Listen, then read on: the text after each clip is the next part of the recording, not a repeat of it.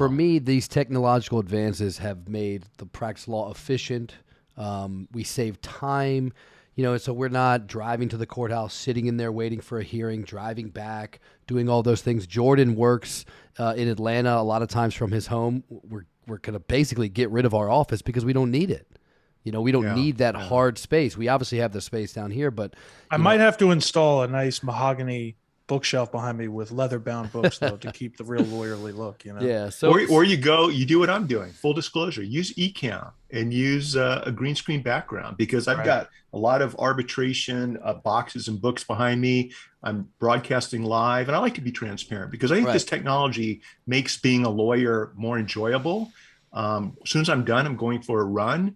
So I'm upstairs at my home office. We have a traditional law firm, right? The whole thing. But today, this afternoon, I'm broadcasting from my home upstairs office. We've got a green screen behind us. We're using Ecamm, and we're using photos from our office in the background. So when clients walk in, they're going to think, well, I'm comfortable. This is your lobby. I think I've been here before. It's using technology to create a better, and this is the most important takeaway, I think, from today, a better client experience. I think that's what we need to focus on. I'm telling the young trial lawyers in our firm and the ones that I'm mentoring, right now we're going into court, whether it's mediation, arbitration, or jury trials. I want to lead with empathy, because we've all been through a hell of a lot, including our jurors. I don't want anybody beating up anybody on the stand. I want you to use compassion as your compass. And I want you to tell meaningful stories when presenting your case. You can make your point without making somebody look bad. And I think that type of new mindset is going to help us get better verdicts moving forward. Mm-hmm. I also feel like the technology, John, that you just mentioned, and Jordan, that you've mentioned, it allows us to deliver our legal services in a more cost-effective fashion, right? So it saves the clients time and money, and it allows us to improve the quality of our life, especially here in LA. So I don't have to drive 3 hours in rush hour traffic at 7 a.m. up to Los Angeles to do a 5-minute hearing, when we can now appear by Zoom or via a phone call, or eventually via the metaverse to do that appearance. And so I'm really excited as a lawyer to see where we're moving forward, especially when it comes to virtual reality, Web3, and the metaverse. And that's a perfect transition, because I want to get to Web3 and metaverse, and let's take us real quickly through decades of advancement. So if we wanted to have a CLE or even an educational chat like this with a group of people, what was it back in the day? It was a conference room in person, then maybe a teleconference. And then some people were doing video conferencing, but now that's, again, commonplace. But the next frontier, Mitch, is the metaverse, so to speak. So can you kind of shed some light, one-on-one? My crude understanding, Web3 is this next iteration of the internet based on blockchain. Metaverse, this virtual representation of the world that we can all still live in and have avatars in. But can you kind of paint the full picture for us? I can, and I want people to think about Web 2 is centralized services. So you've got a big company that's providing you access to a website or to a social media platform. The idea behind Web 3, and I'm not sure it's going to pan out this way, is it's decentralized technology. Okay, when we're participating on the platforms or the various metaverses, the content's being distributed around the world on servers. No one company supposedly is in charge. I'm not sure it's going to play out that way. I still think the companies with the money are going to be the companies that are going to be setting up the best experiences for all of us. But it's just a new type of technology that, and here's the key takeaways, that incorporates blockchain technology and smart contracts to do business, to create relationships, to facilitate transactions. And blockchain and smart contracts are what I think lawyers really need to pay attention to. It's going to change everything. When we talk about the metaverse, we're talking about just a virtual extension of who we are, of our office space. So right now, what we're doing is we're offering clients, if they want to meet with us over the phone, in our office, if they're still social distancing, on a Zoom. Everybody's burned out on Zoom right now, right? Or they can meet with us in our virtual office or virtual conference room. And the clients love it. They can access our space. And we're using a couple of different platforms. Everybody write these names down, because these are the best platforms I've found for lawyers, for professionals. Spatial.io, engagevr.io. glue.work, Horizon Workrooms. Those are the 4 platforms that we're using. Beautiful conference rooms, exceptional client experience. Clients can connect with us using their phones, their tablets, their laptops, or their desktops. The best experience is using a headset. Okay, I'm holding up for the video portion of today's show an Oculus Quest 2, $300. It integrates with all of the top platforms. It's easy to use, and it's one of the best investments we've made at the firm. In fact, we purchased 10 of them to give out to clients who want to engage with us in our virtual spaces. It's simply an option that increases the experience by a factor of, improves the experience by a factor of about 95%. It feels like we're all in the same room together.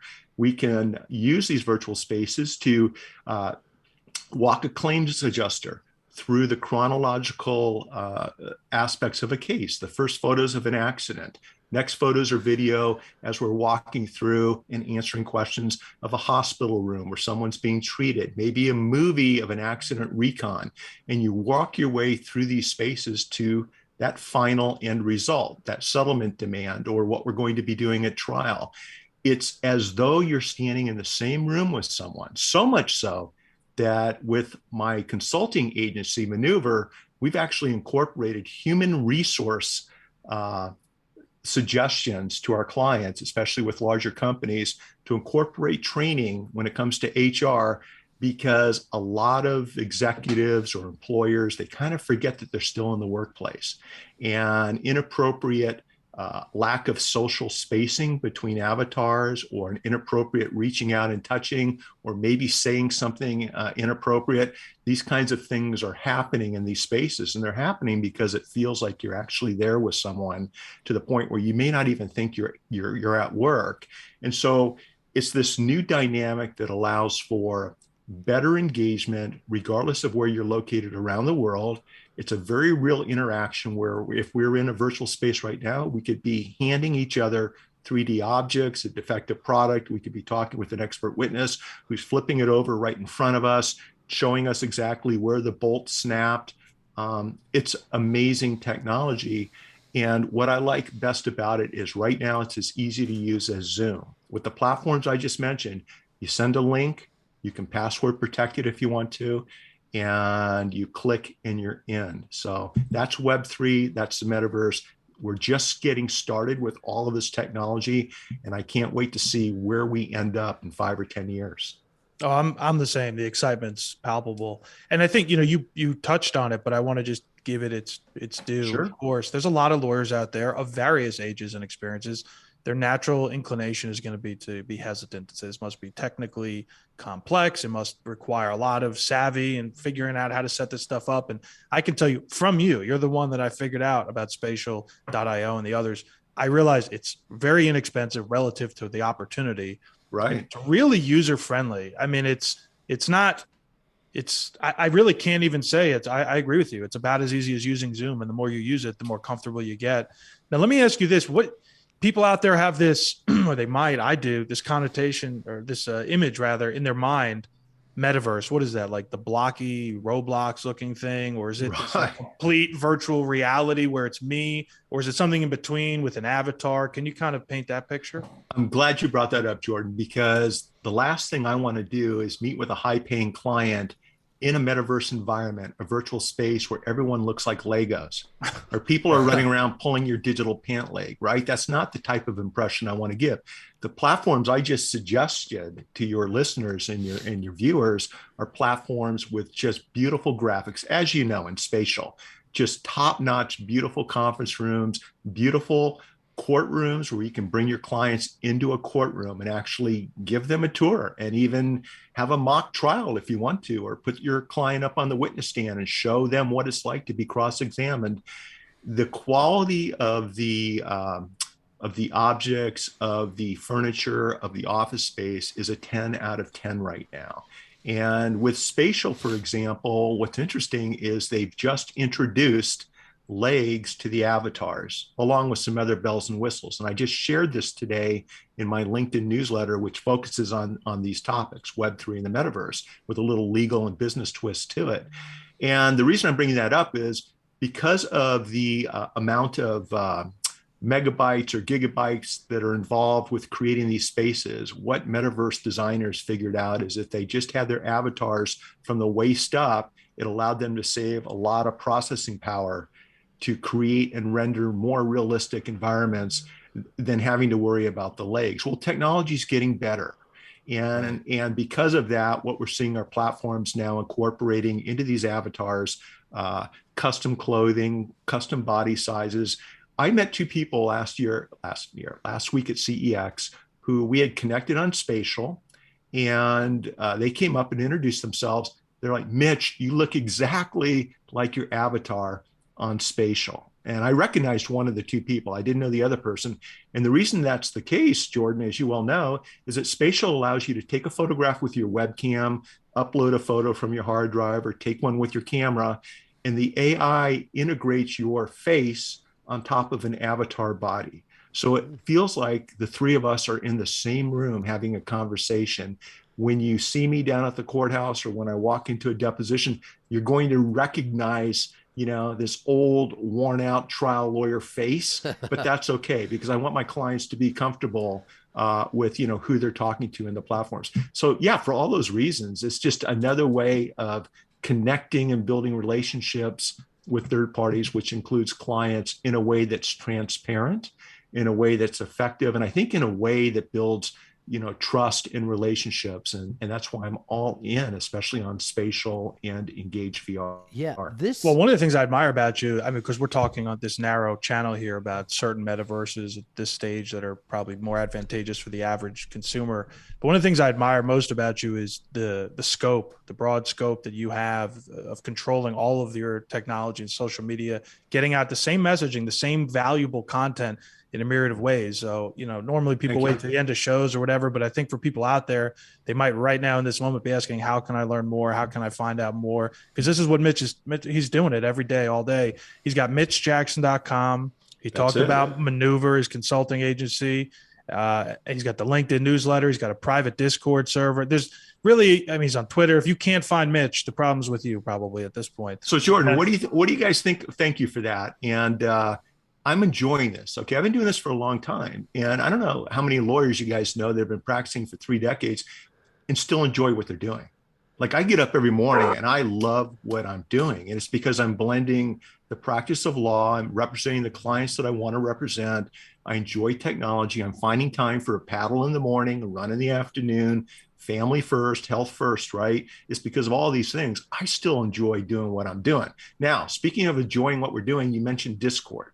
What do you guys think about Discord? Because it's an interesting dynamic that I'm still trying to wrap my. Go ahead. I want to watch my language on the show, but what do you guys really think about Discord? No, don't feel free. We talk like sailors privately, so it's quite all right. All right, it's a shit show. That's what I think. What do you guys think? So I like Discord personally. So I'm in I do. So in addition to being a lawyer and to cut Mitch, your energy is fantastic. It's fun. I'm over here getting excited going, I need to be doing more in Web3. Yes. I need to be doing Metaverse, because if I can take my client and put them in a mock courtroom and do a cross-examination in a virtual space, I'd like that. To me is blown away. So then when they get in that moment, it's almost like they've been there. And it's not my conference room. It's not sitting here where I'm doing it, but then you put them on the stand. You might have fake, people, or I don't know.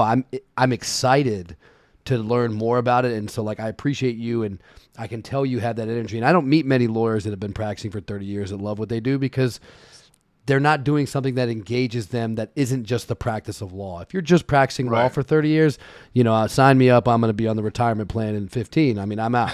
That's not for me. But I have myself and Jordan, really, we created a Discord for plaintiffs lawyers in Florida. And it's a small group that we've just started it, where we say, look, where can we collaborate and speak? And we created various things.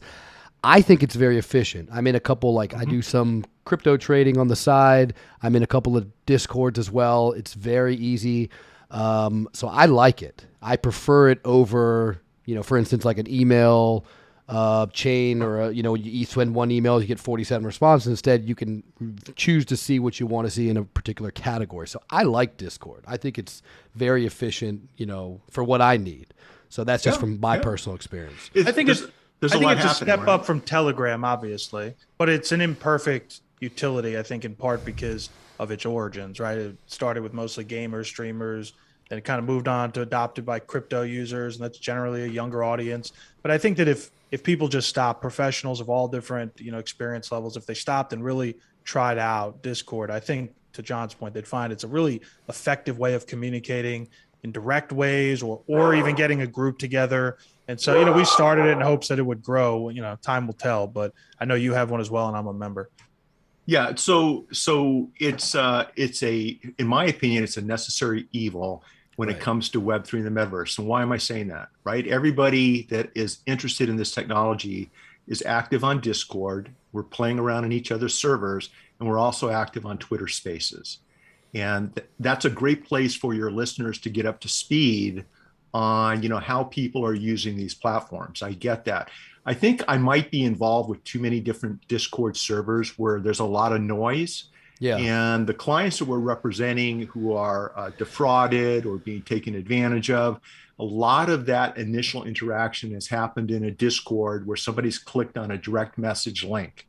And so for anyone listening, just do your due diligence. If you're going to be in a Discord, be in one, that John and Jordan have where it's set up, who the people behind it, but you want to be careful in this new Web3 environment because there's a lot of things happening.